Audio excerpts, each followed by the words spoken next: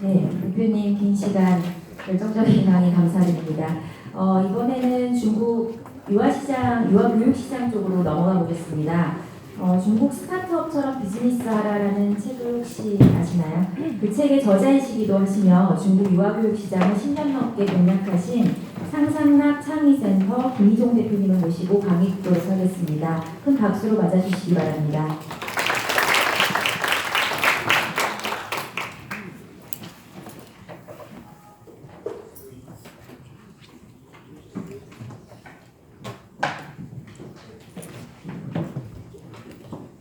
안녕하십니까. 유아교육의 김희종이라고 합니다. 지금 시간이 4시 반인데 언제까지 해야 될까요? 50분. 좀 더 이렇게 토론 많이 하고 그런 자리가 있었으면 좋겠는데, 좀 제가 좀 시간을 좀 줄여가지고 한 다음에 질문 더 많이 하도록 하겠습니다. 먼저 앞에 그 고이사님이 얘기하신 거랑 이승진 대표님이 얘기한 거를 들어보면은 되게 공통된 부분이 많은 것 같아요. 제가 하고 싶은 얘기와 이 업종이 달라요. 업종이 달라서 각자 다른 비즈니스 얘기를 하지만 사실은 굉장히 공통된 부분이 많이 있거든요. 특히 아까 고이사님 얘기하셨을 때 그 중국 고객에 소구하는 방법이 한국이랑 틀리다고 하셨잖아요. 저는 되게 많이 느껴요. 지금 그 얘기를 듣고 나서 우리도 똑같은 입장이었던 것 같아요. 제가 오늘 50분 동안 말씀드리는 것 중에 가장 중요한 부분은 모든 제품이 현지화해야 된다. 현지 고객에 포커싱 돼서 만들어야 되고 많은 데 기업들이 실패한 이유가 사실은 한국의 성공 스토리나 한국 거를 고집하다가 잘 안 되거든요. 후가 사실은 지금 제가 주변에서 많은 저희 이제 직원들 여성분이 많잖아요. 갑자기 바뀌었어요. 몇 년 사이에. 근데 이렇게 디테일하게 준비를 하고 그리고 실제 실행을 했기 때문에 이렇게 바뀌었던 것 같아요. 과거에는 이제 아모레 퍼시픽이 사실은 굉장히 많은 각광을 받다가 최근에 이미지로는 이제 후가 지금 확실히 따라잡았다고 생각을 하거든요. 주변에 그렇게 보이고. 근데 이렇게 포지셔닝 마케팅을 잘하는 것 자체가 사실은 현지 고객에 포커싱이 돼서 그런 것 같아요.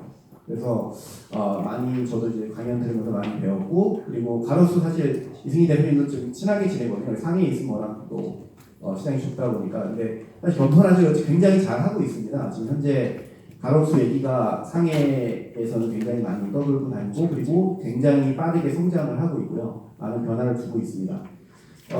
앞에 얘기랑 좀 비슷한데 제가 그 중국 시장에 대한 이해 없이 성공도 없다. 이게 제가 하고 싶은 메시지고요. 결국에는 중국이 현지화를 하자. 현지화를 해서 성공을 해야 된다. 이게 제가 말씀드리는 내용입니다. 먼저 제가 제 본인 소개를 하겠습니다. 저는 한국에서 대학을 나오고 대학원을 복단대 상해에 있는 후단대에 석사 과정을 갑니다. 석사를 하고 지금 현재는 이제 정법대라고 여기서 이제 박사과정을 좀 하고 있거든요. 그리고 저는 대학원을 마치고 첫 직장이 이제 CJ 제일제당의 바이오 사업팀에서 일을 했고, 삼성전자로 옮깁니다. 삼성전자에서 5년 동안 마케팅 업무를 하다가 이제 2009년에 지금 올해 10년 됩니다. 10년 됐고 2009년에 이제 큰 꿈을 안고 사업을 하자 그래가지고 저희 와이프는 LG전자를 다니고 저는 삼성전자 많은 사람들이 말렸어요. 왜 대기업 다니면서 왜 창업을 하느냐. 근데 제가 대학원 다닐 때 좀 꿈이 있었어요. 대학원을 중국으로 간 이유도 있고 중국에서 한번 나의 비즈니스를 한번 해보자. 이게 제 꿈이었고, 그리고 초기에 몇 가지 원칙을 정했어요. 하나는 많은 한국 사람들이 해외 사업을 할 때 먼저 한국 교민들 대상으로 많이 하더라고요. 그래서 교민 대상으로 할 거면은 사실 국내에서 창업을 해도 상관없지 않습니까? 근데 중국에 왔으니까 중국 고객, 중국 소비자 이게 핵심이고, 두 번째로는 결국에는 서비스업을 해야 된다고 생각을 많이 했습니다. 이제 서비스업이라는 어떤 기준을 잡고 이제 비즈니스를 고르다 보니까 마침 제 아기가 1살, 3살짜리였고 제가 창업은 되게 우연하죠. 왜냐면 제가 전혀 유아교육을 모르니까. 근데 누구도 사업 시작할 때 다 알고 시작하지 않습니다. 10년 되니까 어느 정도 반 전문가는 되는 것 같아요.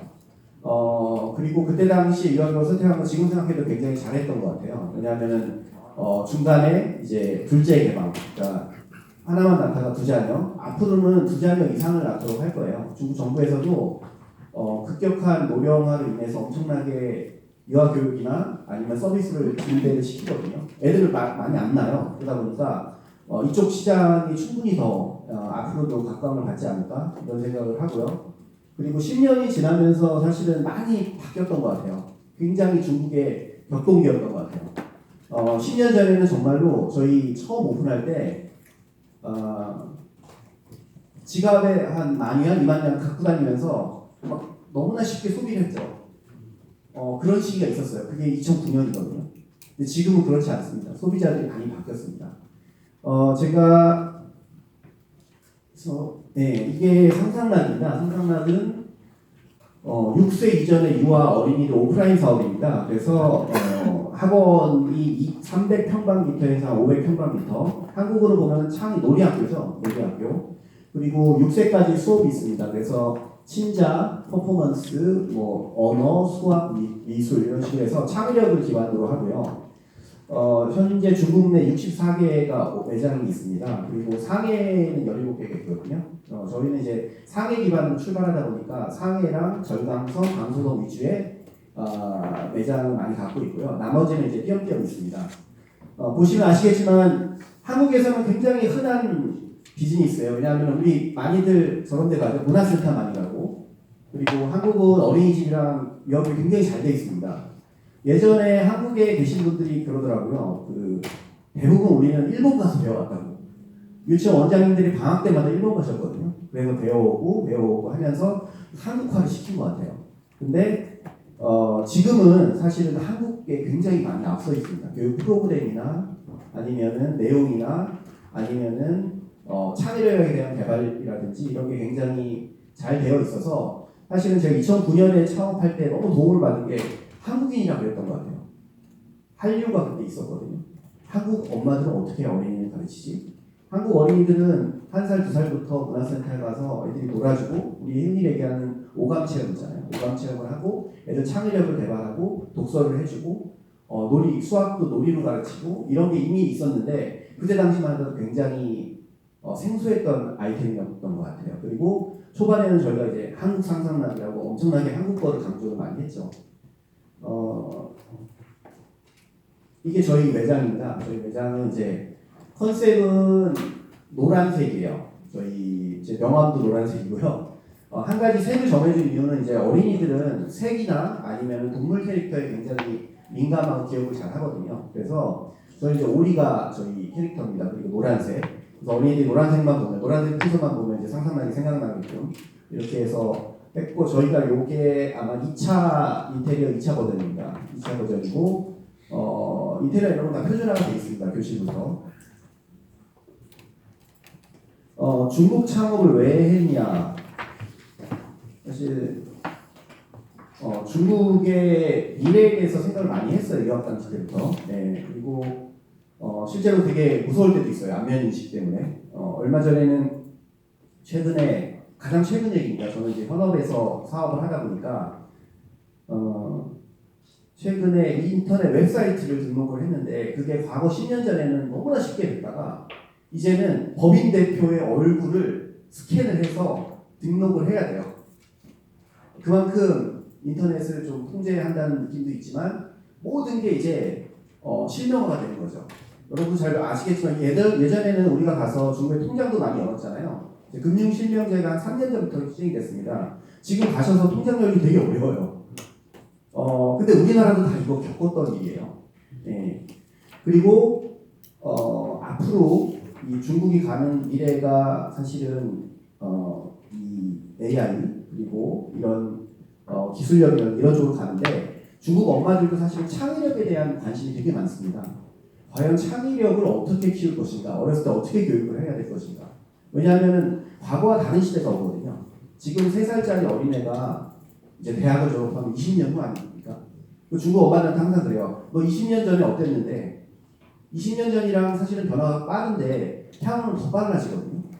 지금 굉장히 전통적인 교육보다는 창의력 교육이 지금 중국에서 뜨고 있어요. 근데 한국은 97년, 98년 그리고 2000년 IMF 이후에 엄청나게 창의력 교육에 대해서 신경을 많이 쓰고 있습니다. 그래서 어떻게 보면 우리가 중국이 가는 방향을 좀 미리 알고 있잖아요. 이게 우리의 장점이란 장점인데 엄마들 트렌드랑 이런 걸 알 수가 있어요. 어떻게 아냐? 과거에 한국에서 유아교육을 했었던 분들을 만나면은 야 옛날에 이랬는데 옛날에 이게 유행이었는데 뭐 이런 얘기도 되게 많이 듣습니다. 그리고 그대로 가고 있어요. 두 번째 이게 어느 핸드폰이 어느 회사인지 아시나요? 왼쪽에 혹시 휴대폰 이게 네 대가 있는데 아이폰 왼쪽은 다 알죠. 아이폰이고 나머지 세 대는 어디 있을까요? 화웨이, 오포. 아유 전문가 분이 계시네요. 사실은 최근에 이제 휴대폰을 보면은 어느 휴대폰이 어느 브랜드인지 잘 몰라요. 그만큼 휴대폰의 평준화가 된 것 같아요. 과거에 삼성전자가 20% MS를 했었거든요. 근데 최근에 1%대로 떨어졌다고 하더라고요. 그 얘기는 뭐냐면은 중국의 그만큼 제조 경쟁력 굉장히 올라와 있어요. 그리고 사용상의 불편함을 잘 모르겠어요. 그래서 주변에 삼성 제품 갖고 다니는 사람이 별로 없어요. 제가 2009년에 사업할 때는 삼성 제품이 그렇게 많았거든요. 아, 그 사이에 뭘 했을까? 과연 우리가 그 사이에 어떤 경쟁력을 느꼈을까?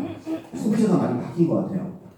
여기 보시면은 왼쪽에 오른쪽이 Mi9 그리고 화웨이, 삼성이 세 번째입니다. 화웨이랑 제가 폴란드 출장을 갔는데 폴란드 출장 가서 길거리에서 샤오미 광고가 어마어마하게 크게 있고요. 화웨이 광고가 어마어마하게 크게 있고 그 안에 삼성전자도 있더라고요. 그만큼 얘네가 지금 글로벌화를 하고 있어요. 제품적으로 문제 없습니다. 그리고 별로 차이점이 없습니다. 제품이 어느 정도 단계에 올라가면요 거의 비슷해지거든요. 지금 저희도 이제 흔히들 얘기하는 그 껍데기는 비슷해져요. 그리고 그거에 대해 하드웨어는 비슷해지는데 결국은 소프트웨어 차이인 것 같아요. 과연 삼성이 그때 올바른 선택을 했을까? 의문이 되고요. 저희도 마찬가지예요. 유아교육이 처음에 제가 오픈할 때는 너무나 한국 교육이라는 것만으로 차별화가 되다가 지금은 정말 소프트웨어가 좋아야 되는 상황이에요. 누구나 다 돈 들여서 인테리어 멋지게 할 수 있어요. 중국인들이 더 잘할 거예요. 돈을 더 많이 쓰니까. 결국에는 안에 소프트웨어가 기회가 있다는 얘기입니다. 이 부분 좀 넘어가겠습니다. 제가 또 요즘 좀 궁금하시지 않아요? 미중 무역 전쟁이 지금 얘기가 계속 되고 있고, 그래서 이거는 간단하게 제가 주변에서 본 중국인들이 보는 시각을 말씀드리면요, 사실은 굉장히 지금 경기가 안 좋아요, 중국 내. 그래서 모든 브랜드들이 경기가 안 좋아서 그거를 어떻게든 살려보려고 발악을 하고 있습니다. 우리 경쟁사들도 문 닫는 데도 굉장히 많이 있고요. 한국 문제가 아니에요. 이 글로벌 기업들이 다 빠져나가려고 하고 있고, 그래서 중국 정부도 머리가 되게 아파요. 최근에는 엄청난 자금을 풀어서 중소기업 지원을 하려고 하고 엄청나게 내수를 살리려고 많이 노력을 하고 있거든요.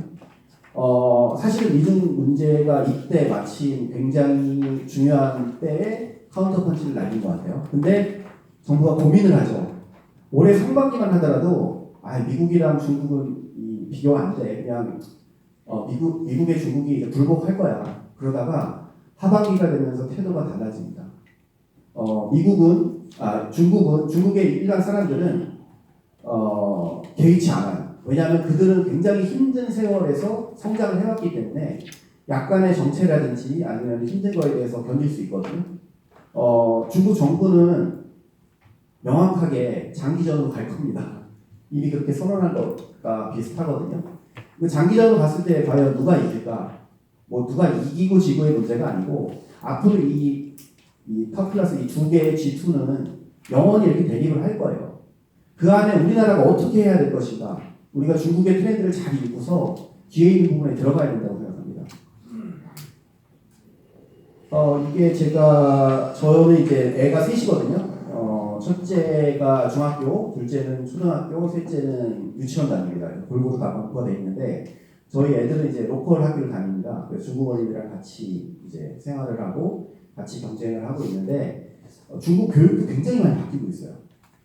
중국의 로컬 교육 교과서가 바뀌었어요. 언어 교과서가 올해 9월부터 완전 전면 개편합니다. 어떻게 개편하냐? 옛날에는 문자 위주로 굉장히 빡빡한 교재, 그리고 한 학기가 40몇 개 수업이 있어요. 선생님 그거 따라가기 굉장히 어려운데 지금은 20대로 나뉘고 그 교과서에 사진이랑 그림이 나오고 사파가 나오고 좀 더 이제 애들한테 질문을 하고 창의를 하고 생각하고 점점 우리나라가 갔던 길 그대로 가더라고요.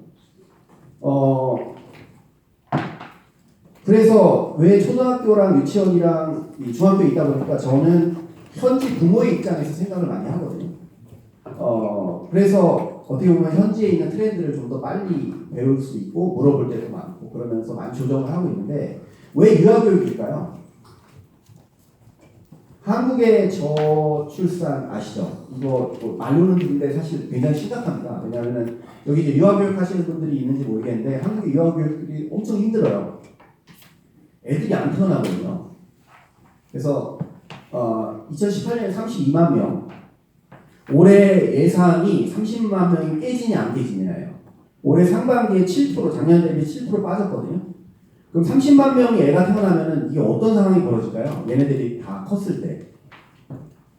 한국의 대학 입학 정원이 50만 명이에요. 얘네들이 대학 갈 때는 아마 대학에서 서로 데려가려고 할 거예요. 사회 구조가 바뀌거든요. 그리고 저는 이제 유아교육의 한국의 기업들, 대기업들을 보면은 최근에 어떤 트렌드가 있냐면은 지금은 어린이들이 줄어드니까 서로 땅따먹기를 하는 거예요. 그래서 예전에는 프로그램을 계속 업데이트를 많이 했어요. 왜냐하면은 소비자들이 꼭 돈을 많이 쓰고 그러다 보니까 1년에 한 번씩 막 새로운 프로그램이 나오고 막 그러다가 최근에는 비용을 줄이기 시작했어요. 그래서 2년 만에 3년 만에 신제품이 나오고요. 있는 제품 더 싸게 팔고 서로 그러고 있습니다. 저는 되게 안타까운 게 저 같은 경우에 이제 개인이 중국에서 사업을 하는데 사실 대기업 같은 경우는 좋은 프로그램과 좋은 자금력과 굉장히 많은 게 있는데 지금 정말 공격적으로 나가야 되는 시기인데 좀 안타까워서 이렇게 말씀드리는 겁니다. 왜냐 중국의 조기교육 시장은 계속 늘어나요. 이제 아까 얘기했듯이 가처분 소득이 많이 늘어났다고 했잖아요. 그만큼 소비력이 있습니다. 소비력을 증대를 하고 그리고 애들한테 투자는 안 아끼거든요. 이게 그냥 가장 큰 거고 그리고 예전에는 이제 수량으로 늘다가 이제는 어린이들을 질적으로 높이려고 교육에 엄청나게 투자를 합니다. 그래서 마치 제가 어렸을 때 제가 초등학교 때 그랬던 것 같아요. 엄마 아빠 학원 엄청 다닌 것 같아요. 저 이제 제가 음악을 하거나 미술도 아닌데 미술하고 속셈 하고 무슨 하고 하면서 엄청 다녔는데 중국인이 딱 그래요. 지금 80년대생, 70년대생이 경제가 갑자기 성장을 하고 가만히 있었는데 부동산이 오르고 가처분 소득이 오르면서 이제 아이들한테 이제 투자를 하기 시작하는 거죠. 이제 시작입니다, 사실은. 그리고 매년 1,700만 명이 태어나거든요. 이 숫자가 우리나라 30만 명이 무너질 것 같은데 1년에 1,700만 명이 태어나요. 그래서 저는 이런 생각을 해요. 무조건 중국에 있는 시장을 개척을 해야 한국 유아교육이 살아남는다. 어린이들이 갑자기 어떤 정책을 펼친다고 한국인이 어린이들 많이 낳지 않습니다. 어차피 사회 구조상 줄어드는 건 당연한데 이런 산업으로 우리가 축적된 엄청난 노하우를 갖고 콘텐츠가 들어가야 되거든요. 근데 아직 잘 모릅니다. 어떻게 들어가야 될지, 어떻게 해야 될지. 중국이 다 저희 고객이 아니에요. 아까 얘기했듯이 14억 인구가 우리 고객 아닙니다. 저희가 이제 명확하게 하는 거는 중상층이 어디 있느냐가 되게 중요하거든요. 상해 와보신 적 있으신가요? 최근에 상해 와보신 분 있으신가요? 네. 어떻게 느껴지시나요? 과거에 와보신 적 있으신가요? 처음 가신 거예요? 편하게 얘기하시죠. 네? 이해도 시작해요. 네, 생각보다 굉장히 많이 발전했죠. 그리고 저는 이제 상해에 살잖아요. 상해에 살면서 과거에는 중국이 불편한 점이 되게 많아 점점 편해진다는 느낌이 들어요. 그건 살아봐야 알거든요. 왜 편해지냐면은 경기가 좋을 때는요. 저희 아파트 앞에 식당들이 다 잘 있어요. 경기가 어려워요. 경기가 어려워지면서 어떤 일이 벌어지냐면은 서로 경쟁을 하기 시작한 거예요. 그러면서 서비스가 올라갑니다. 음식 맛도 좋아졌어요. 음식 맛없으면은 죽고 그리고 서비스도 안 좋으면 죽고 엄청나게 사회가 지금 발전하고 있거든요. 내실이 지금 다 지어지고 있어요. 그래서 돌아보면 우리나라가 97년도 IMF 때 마찬가지 아닙니까? 교육기업이 가장 빨리 성장한 게 IMF 이후예요. IMF 이전에는 교육기업 성장 못하다가 엄청나게 큰 시장이 열리게 되는 거죠. 그 이유가 뭐냐? 결국에는 경기가 계속 성장하다가 멈췄을 때 사람들이 이 부분에 대해서 내수로 전환되는 그런 현상이거든요. 그래서 IMF 이후에 한국도 굉장히 점프업을 했어요. 그때 당시에 1년 동안 굉장히 어려웠지만 그게 지나고 나서 우리가 지금 느끼지 못하지만 굉장히 많은 서비스업이 창출되고 사회가 전환이 되는 거죠. 아직도 중국이 저는 그냥 명확해요. 그러니까 중국의 제조업은 적합하지 않다. 가려면은 뭐 엄청난 하이 테크놀로지나 아니면은 AI나 뭐 새로운 분야가 아니면은 일반적인 제조업은 굉장히 어려워요. 왜냐하면 인건비 많이 올라가고 그리고 여러 가지로 이제 조건이 그렇게 좋지 않거든요. 제조업에 적합한 나라는 아닙니다. 그러다 보니까 우리는 좀 더 서비스업에 진출을 해야 되는데 여기 보시면은 광동성의 어린이가 143만 명이에요. 그럼 저 그냥 상하이만 얘기할게요. 상하이만 18만 명입니다. 한국에 30-40만 명의 어린이들을 가지고 한국의 유아 대기업이 몇 개가 있는지 아세요? 상장한 회사가 3개고 대기업이 뭐 한솔, 대교 뭐 이런 업체가 6, 7개 됩니다. 매출액이 1,000억 이상인 애들이. 중국에 상하이 사람들은 소비력 다 높거든요. 18만 명이면은 아마 이 안에 어마어마한 회사들이 창출이 될 겁니다. 광동성 143만 명. 한국의 4배, 5배 되잖아요. 이 안에 충분한 시장이 있어요. 전체 인구가 아니고 우리는 그 타겟팅을 해야 된다고 생각을 하거든요. 그래서 중국의 이제 출생 아중에 정말로 큰 대도시나 광동, 상하이, 북경에 사실 요 인구만 갖고도 한국보다 훨씬 큰 시장성이 있기 때문에 한 분야를 잘 해야 돼요. 참 이게 저 1호점입니다. 1호점이고 제가 하는 일이 뭔지 아세요? 저는 이제 프랜차이즈업을 하잖아요.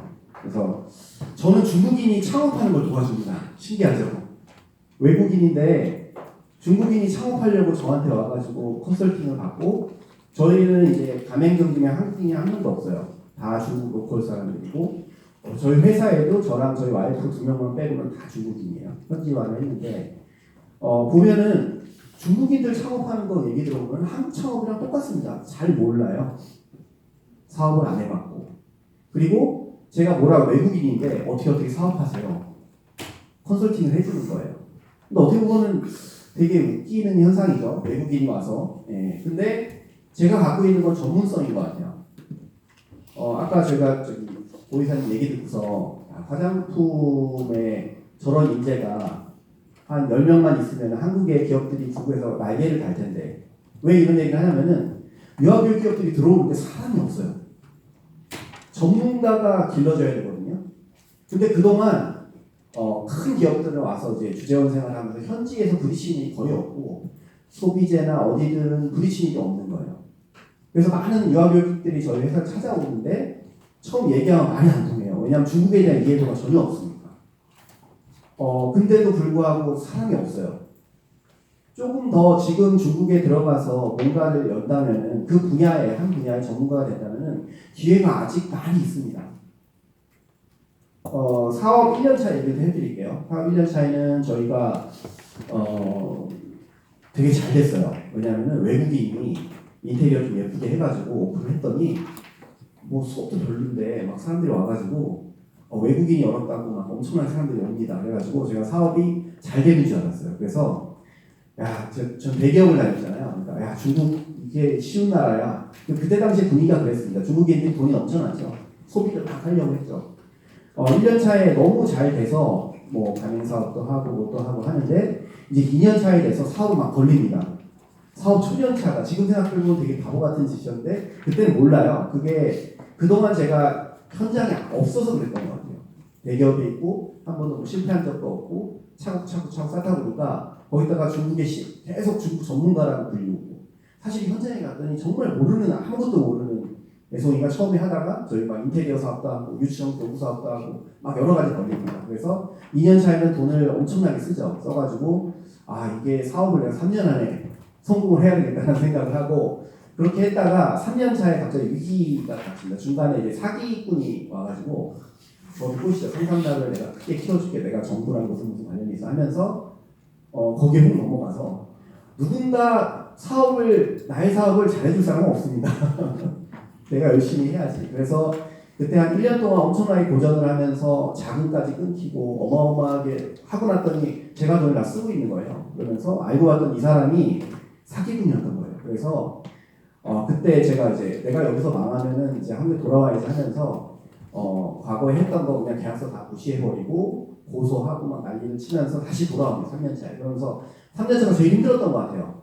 그래서 사업하면서 3년을 버티면 돼요. 3년. 제가 중국인 창업자한테 그래요. 상상락 하려면 너 3년 버틸 생각 있으면 하고 아니면 그냥 들어가세요. 중국인들한테. 어느 나라랑 똑같습니다. 그 3년이 굉장히 고민인 것 같아요. 3년 동안 1년 차에는 뭣도 모르고 하다가 2년 차에는 그래. 내가 1년 지나니까 이 정도 할 수 있어. 자신감 넘치다가 3년 차에 되면 다시 문제 부닥치는데 3년이 넘었으면은 사실은 어느 정도 이해를 합니다. 업에 대해서. 그래서 제가 3년 차에 사업 위기를 겪다가 어려움이 있다가 갑자기 그 TV에 그 PD들이 연락이 와서 왜냐면 외국인이 중국에서 창업하는 게 별로 없잖아요. 그래서 TV에 출연합니다. 방송도 많이 나오고 이때 사드 전입니다. 그러면서 갑자기 상상한 인지도가 확 늘어나기 시작합니다. 그리고 방송국에서는 외국인이 창업을 하고 중국인도 그때 창업이 붐이었거든요. 그러다 보니까 그냥 뭐 창업자니까 상상나 와 여기 와 해가지고 여기저기 불려다니면서 중국은 매체에 나오니까 인지도가 확 올라가더라고요. 지금도 상상락을 뭐 네이버에 치면 잘 안 나올 거예요. 근데 샹샹러를 바이두에 치면요 엄청나게 많은 정보들이 나옵니다. 그리고 저희는 이제 상해에서 유아 브랜드 중에서 한 5, 6위권 하거든요. 17개 센터고. 근데 저는 아예 로컬을 시작으로 해서 지금도 로컬을 하고 있기 때문에 그런 결과가 나왔던 것 같아요. 이러면서 굉장히 좋은 사람도 많이 만나고 인력 많은 도움도 많이 받습니다. 그러면서 회사가 갑자기 속도가 붙게 되죠. 그러다가 이제 사업이 4년, 7년 차는 굉장히 잘 발전했던 것 같아요. 그러다가 8년, 9년 차에 또 위기가 있습니다. 이때가 사드입니다, 사드. 사실 사드 때문에 우리 고객들이 불만이 있거나 그러지 않는데 우리 경쟁사들이 그렇게 공격을 많이 했어요. 그리고 상해랑 대도시는 소비자들이 분별력이 있어요. 그러다 보니까 별로 사드에 대한 영향이 없었는데 삼선도시, 내몽고, 성도 뭐 이런 데 있잖아요. 내륙으로 들어갈수록 이거에 대해서 굉장히 민감해 하더라고요. 그래서 막 중국 국기 택이 같이 걸기도 하고 막 각종 방법을 쓰면서 하여튼 그때 당시에 가맹 사업이 한때 멈췄었습니다. 왜냐하면 주변에 경쟁사들이 너무 이걸 갖고 공격을 해가지고 그때 느낀 게 있죠. 상상락이 앞으로 내가 중국에서 사업을 하고 유학을 할 건데 얘는 한국에 좋은 컨텐츠를 가진 중국 브랜드로 성장을 해야 되겠다는 생각이 들더라고요. 그 얘기를 왜 하냐면은 한국에 사실은 일본 기업들이 굉장히 많이 있는데 우리 잘 모르는 게 되게 많아요. CJ 라이언이라고 아세요? CJ 라이언? CJ 라이언이 사실은 우리 치약 수소 되게 많이 있거든요. 근데 이게 일본이 99%예요. 지분이. 뭐 이거를 문제를 한다는 얘기는 아닌데 그만큼 일본 기업이 한국에서 한국화해서 운영이 된다는 거죠. 우리가 갖고 있는 거는 컨텐츠와 우리가 갖고 있는 거는 운영 능력이라면은 앞으로 상상락은 중국 회사를 더 키워야 되고 우리는 끊임없이 컨텐츠를 생산해서 공급을 해야겠다는 생각이 많이 들어서 최근에는 굳이 한국이라고 강조는 안 합니다. 상상락 유아교육이지. 그러면서 좀 이제 체질이 이제 변화가 되고 있거든요. 그러면서 이제 올해가 10년 차가 됩니다. 10년 차가 되면서 사업을 앞으로 10년 어떻게 해야 될 것인가에 대한 고민을 되게 많이 했고 중국의 불경기가 되니까 딱 경기가 어렵고 망해봐야 사람이 이제 정신 차리고 많이 배웁니다. 그래서 사업 꼭 해보라고 하고 싶어요. 망하든 흥하든 정말 많은 걸 배우거든요.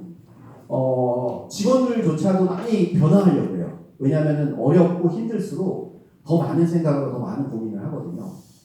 그래서 앞으로 10년은 저희는 이제 길게 보면은 이제 컨텐츠 회사가 되려고 지금 준비 중입니다. 그래서 온라인이나 오프라인이나 양쪽 다 지금 프로그램을 개발하고 있고 앞으로는 이제 프로그램 개발자, 프로그램을 갖다가 더 공급해주고 트레이닝을 해주는 그런 회사로 가려고 합니다. 이거 아세요? 이거 사진 보시면은 이게 뭔지 아십니까? 뭐 중국에서 사신 분들은 그냥 한번 보면 다 아는데, 여기 보면 이제 중국 아침 식사거든요. 죽이랑 옆에 요티아오랑 이게 우유가 아니고 또장이죠, 또장. 그 콩국물이죠. 이게 어디서 파는지 아십니까? 맥도날드? 원래 이게 KFC 거예요. KFC. 왜 이 얘기를 하냐면은 우리들이 흔히들 얘기하는 그 현지화가 여기서 굉장히 많이 느껴져요. 왜냐하면 중국인들이 아침에 커피 안 마셔요. 대다수 사람들이. 그리고 죽을 먹어요. 요티아를 먹고. 여기에서 사실은 맥도날드랑 KFC랑 두 회사가 어떻게 보면 글로벌 브랜드 중에 가장 대표적이라고 하면은 두 회사가 초기 전략을 다르게 세웁니다. KFC는 현지화 전략을 했고요. 맥도날드는 글로벌 표준을 했죠. 그래서 맥도날드는 KFC에 비해서 굉장히 많이 성장을 못했고 실패한 사례로 많이 알려집니다. 그러다가 최근에 정신 차려서 맥도날드에서도 저런 죽을 팔죠. 예, 죽을 팔죠. 처음에는 굉장히 거부했었거든요. 왜 내가 여기에 맞춰야 되냐. 근데 실제로 소비자가 굉장히 중요해요. 소비자가 뭐를 먹는지, 소비자가 어떻게 행동하는지 이 부분이 굉장히 저희같이 세일즈하는 사람이 굉장히 중요하거든요. 그래서 맥도날드와 KFC에 대한 사례를 좀 연구를 보시면은 아주 명확할 겁니다. 그리고 글로벌에 대한 한국 회사들이 되게 좀 촌스러운 것 같아요. 왜냐하면은 우리는 항상 우리가 잘했다. 그리고 우리가 성공했던 거를 갖다가 어떻게든 중국에서 성공할 거라고 생각을 하는데 그게 아니고 우리가 중국에 새로 사업을 한다면 어떻게 할까? 그 안에 한국의 노하우를 녹여내는 거. 이렇게 방향이 바뀌어야 됩니다. 저희 이게 상상락 이제 처음에 이게 그 현지화한 사례인데요. 저희가 로고를 왼쪽에 처음 만들었어요. 왜냐하면 한국인들은 이제 영어 네이밍이 좋아서 싱크라고 하고 상상락은 이렇게 했습니다. 뭐가 잘못됐을까요? 이 안에? 이 로고 안에 저희가 2009년에 처음에 이 로고를 갖고 시작을 했는데 예? 안 들리죠? 중요하고 네. 그러니까 여기가 이제 문화 차이인데 시간 관계로 그냥 말씀드릴게요. 일단은 중국인들은 모든 글자를 영어로 읽지 않고요. 한자어가 우선이에요. 그러니까 예를 들어서 스타벅스를 단 한 명도 스타벅스를 안 하고 싱가포라고 하고요. 헌더지 아니면 마이당라고 이렇게 얘기하거든요. 그런데 우리는 싱크라고 하니까 애들이 이제 초기에 헷갈려 하는 거예요. 두 번째로는 글씨를 검정색으로 안 써요. 간판에. 심지어 유화인데 검정색을 썼던 거예요. 그러니까 검정색이라는 게 뭐 죽거나 이런 개념이거든요. 그래서 굉장히 소부시하는데 그걸 모르고 저희 검정 간판을 쓴 거예요. 그래서 초기에 이렇게 바뀌었습니다. 그 로고가 바뀌었고 바뀌면서 상상랑 인지도가 올라갔던 것 같아요. 이 로고가. 그리고 두 번째 밑에 거는 왼쪽에 뭔지 아세요? 왼쪽에 있는 이게 뭔지 아십니까? 왼쪽에 있는 동물이 뭔지 아십니까? 병아리인가요? 네, 병아리죠. 왜냐하면은 저는 한국인이었거든요. 그래서 어린이 하면은 삐약삐약 병아리 그래가지고 이걸로 처음에 로고를 캐릭터를 제작을 합니다. 한국에서 했는데 중국인들이 저걸 보고서 병아리라고 안 하고요. 오리라고 하는 거예요. 왜 그럴까?